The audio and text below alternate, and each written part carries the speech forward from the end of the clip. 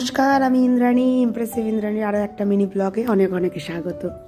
আজ রেডি হয়ে চলে গেলাম একটা জন্মদিন বাড়িতে। প্রথমে পথ ভুল করে চলে গেছিলাম একটা সরস্বতী পুজোর প্যান্ডেলে।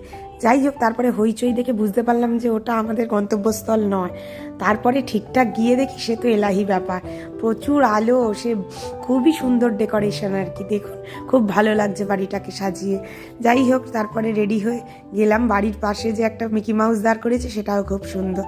ওদের যে পুরো কেক কাটিং সেরিমনিটা ছিল সেটা হয়েছিল ছাদের ওপরে, খুব সুন্দরভাবে ছাদটা ডেকোরেশন করা। আমি গিয়ে সুন্দরভাবে ডেকোরেশনের ফটোটা তুলে নিলাম, খুবই ভালো লাগছিল আমার। আর প্রচুর লোকজনও ছিল, ঠান্ডাটা কালকে মডারেট ছিল।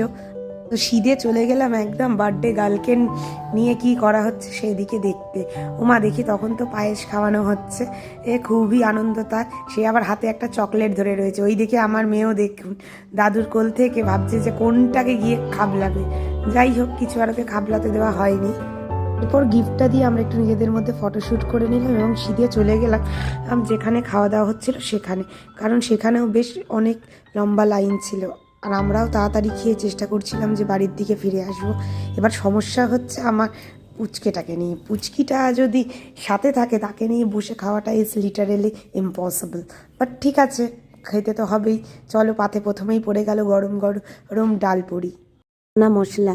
ভালোই খাচ্ছিলাম, তারপরেই দিয়ে গেল হচ্ছে এক হাতা ফ্রাইড রাইস। ফ্রাইড রাইসটা খুবই সুন্দর হয়েছিল, সাথে ছিল পনির।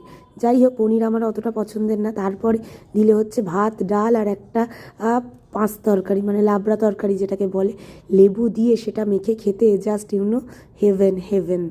আমার মতো আমিষপ্রিয় মানুষ, মাংস ভাত খেতে ভালোবাসে, তারাও এই তরকারি ডাল লেবু দিয়ে খেয়ে দেখো, অবশ্যই কমপ্লিমেন্ট দেবে আমাকে। তারপরেই পাতে পড়লো একে একে চাটনি, পাঁপড়, রসগোল্লা আর দই।